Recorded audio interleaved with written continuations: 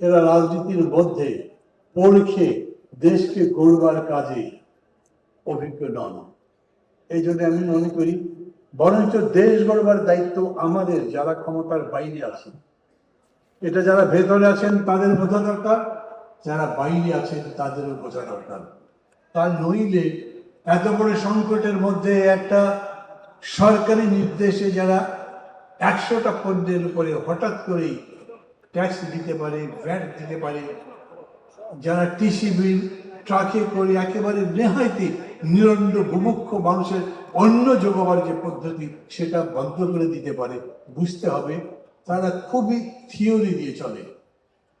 তারা থিওরি চাইতে বড় যে প্র্যাকটিস, যেটা জীবন, সেই জীবন বোঝে না।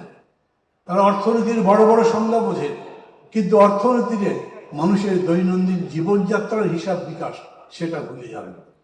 দৈনন্দিন জীবনে মানুষ বড় কষ্টে আছে। এই পরিস্থিতি চললে মানুষ সংস্কারেও আর আস্থা রাখবে না। এই যে বাংলা কবিতার মধ্যে আছে, ক্ষুধার্ত শিশু চায় না স্বরাজ, চাই দুটি ভাত একটি দিন। এইরকম মানুষের মধ্যে সেই আকাঙ্ক্ষা তৈরি হচ্ছে। অতএব আজকে এই সম্মেলন কনফারেন্স এটাও দাবি করল, আমরা সংস্কার চাই, কিন্তু একই সাথে নির্বাচন চাই। আমরা যত তাড়াতাড়ি সম্ভব, যত যোগ্যতার সাথে সম্ভব সংস্কার করে নির্বাচন চাই, না হলে দেশ আরো বড় একটা সংকটের মধ্যে পড়তে পারে।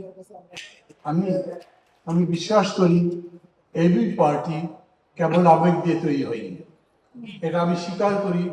আমি এটা ভেবে আনন্দ পাই, এই পার্টির জন্মের দিন থেকে একেবারে শুরু থেকে এখন পর্যন্ত আমি প্রায় প্রতিদিনের কার্যক্রমের সাথে, সবার সাথে না হলেও আপনাদের নেতৃত্বের সাথে যোগাযোগে থাকি এবং আমার ভালো লাগে। আমি বিশ্বাস করি এবি পার্টি আগামী দিনে বাংলাদেশের যে গুণগত রূপান্তর হতে হবে, সেই গুণগত রূপান্তর তার গুণগত যোগ্যতার সাথে কাজ করবে। আবারও আপনাদের সাফল্য কামনা করছি। ভালো থাকবেন সবাই।